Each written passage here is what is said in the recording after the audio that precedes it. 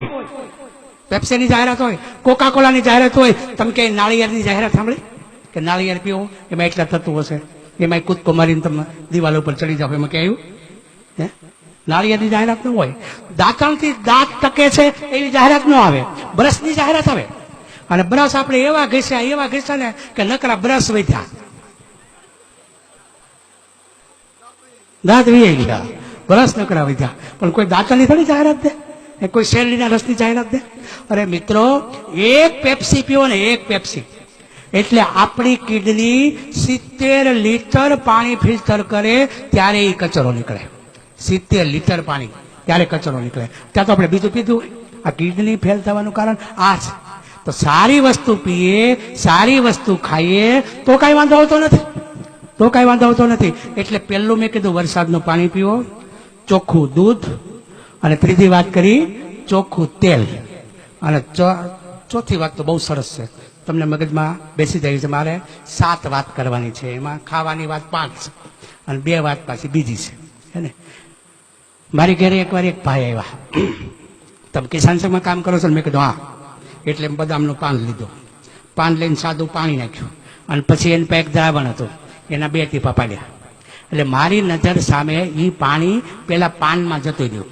મને કે કાંઈ સાહેબ સમજાણો? મેં કીધું શું?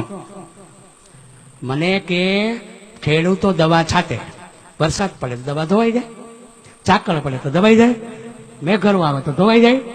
એને કયો દવા ગમે એ છાંટે, પણ અમારું આ લિક્વિડ નાખે. સમજાણો તમને? હવે તમામ દવામાં એ લિક્વિડ આવે છે. એટલે પેલા ભણવામાં આવતું કે શાકભાજી ધોઈને ખાવા, હવે ધોઈને હું ખાવા? અંદર જ દવા છે. મેં કીધું આ દવા અંદર જાય એટલે શું થાય? મને કે આ દવા અંદર જાય ને એટલે એને કીડી ન ખાય, મકોડી ન ખાય, ઈલ ન ખાય, ભમરી ન ખાય. મને કે આને કોઈ ન ખાય.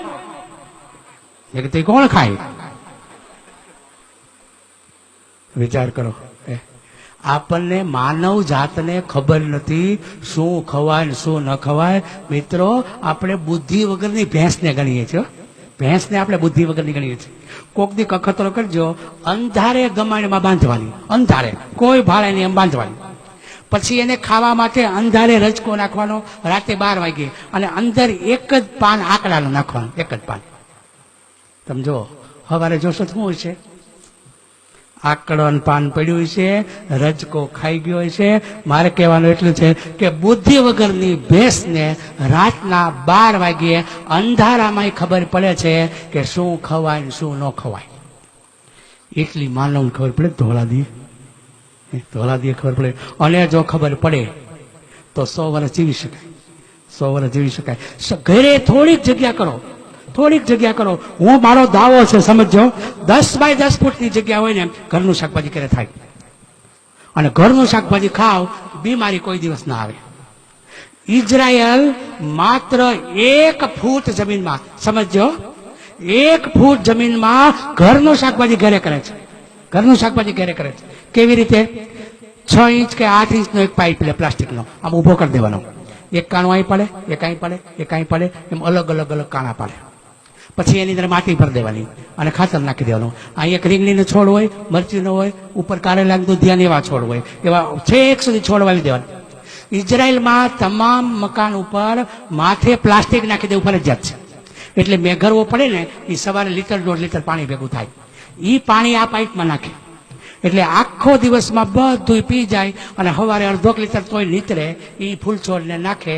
ઇઝરાયલના તમામ લોકો ઘરનું શાકભાજી ઘેરે પેદા કરી લે છે, એટલે એના ખેતરનું શાકભાજી બીજે દિવસે હેલિકોપ્ટરમાં જઈ અને અમેરિકામાં વેચાય છે. આપણે ઘરનું શાકભાજી ઘેરે ન કરી શકીએ? મારે ઘરનું શાકભાજી ઘેરે થાય છે, અને કોકને આપી શકાય એટલું થાય છે. આવજો મારી ઘરે, બ્રાહ્મણ સોસાયટીમાં અમરેલીમાં રહું છું. એવું સરસ મીઠું થાય છે. મને ખબર છે ઉનાળામાં આપણે રીંગણા ના ખાઈએ, પણ ઘરના હોય પાણી પાતા હોય ને તો થાય છે, ખવાય એ રીંગણા. 2 જ છોડ રીંગણીના વાવો. હવે તો એવું બિયારણ નીકળેલું, કટિયું બિયારણ. 2 જ છોડ વાવો, 3 વર્ષ તમારે રીંગણાના લેવા પડે, 3 વર્ષના લેવા પડે. મારે ત્યાં લીંબુડી છે, 10 લીંબુના ઝુમખા આવ્યા છે. બધા મારી ઘરે લીંબુડી જોવા આવે છે. મારી ઘરે શેરડી છે. અત્યારે ગયા વર્ષે શેરડી ફોનના થાંભલા જેવડી થઈ હતી, એવડી મોટી શેરડી હતી. અમે રવિવારે બધા કામ કરીએ ને પછી શેરડી ખાઈ. તમે જો વિચાર કરો, આપણે શું કર્યું ખબર છે? કામ કરવાનું બંધ કર્યું, પછી બીમાર પડીએ એટલે યોગાસન કરીએ, હવળા હવળા વળખાઈએ, હાલવા જાય, પરસેવે રેપઝેપ થઈ જાય. મહિલાઓ છે ને એ કામ વાળી રાખે અને પોતે જીમમાં જાય. એલા ઘર કામ કરો. આપણા બાપ દાદા ક્યાંય વળ નહોતા ખાતા, ઘેરે વળ ખાતા હતા, વળ તો ખાવાના જ છે.